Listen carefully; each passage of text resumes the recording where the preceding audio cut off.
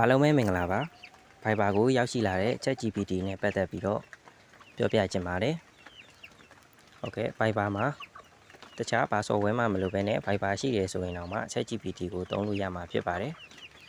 ဟုတ်ကဲ့ဒါဆိုလို့ရှိရင်တော့ Viber မှာ ChatGPT ဘယ်လိုသုံးရမလဲဆိုတာလေးကိုပြောပြပေးသွားမှာဖြစ်ပါတယ်တချို့တွေက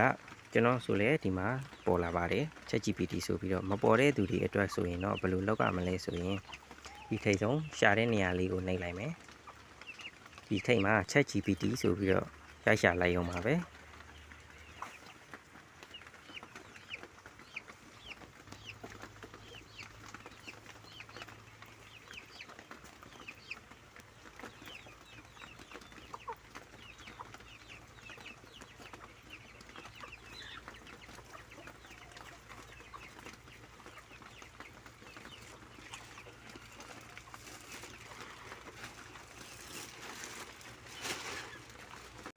ChatGPT မှာတော့ဒီ Viber ရဲ့ ChatGPT မှာတော့